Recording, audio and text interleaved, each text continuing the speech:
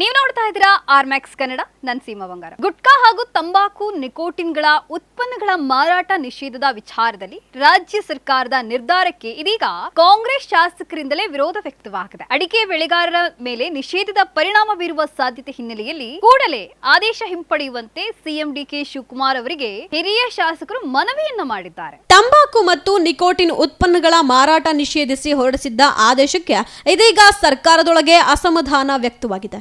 ಗುಟ್ಕಾ ನಿಷೇಧದಿಂದ ಅಡಿಕೆ ಬೆಳೆಗಾರರಿಗೆ ಭಾರಿ ಹೊಡೆತ ಬೀಳಲಿದೆ ಅಂತ ಕಾಂಗ್ರೆಸ್ನ ಹಿರಿಯ ಶಾಸಕರು ಆಕ್ಷೇಪವನ್ನ ವ್ಯಕ್ತಪಡಿಸಿದ್ದಾರೆ. ಈ ಸಂಬಂಧ ನಿನ್ನೆ ಸಿಎಂ ಡಿಕೆ ಶಿವಕುಮಾರ್ ಅವರನ್ನ ಭೇಟಿಯಾದಂತಹ ಶಾಸಕರು ಕೂಡಲೇ ನಿಷೇಧದ ಆದೇಶವನ್ನ ಹಿಂಪಡೆಯುವಂತೆ ಮನವಿಯನ್ನ ಮಾಡಿದ್ದಾರೆ. ಆದೇಶದ ಬಗ್ಗೆ ನನಗೆ ಮಾಹಿತಿಯೇ ಇರಲಿಲ್ಲ ಅಂತ ಸಿಎಂ ತಿಳಿಸಿರೋದಾಗಿ ಹೇಳಲಾಗಿದೆ. ಬಳಿಕ ನಡೆದಂತಹ ಸಂಪುಟ ಸಭೆಯಲ್ಲೂ ಕೂಡ ಈ ಒಂದು ವಿಚಾರ ಪ್ರಸ್ತಾಪ ಆಗಿದೆ.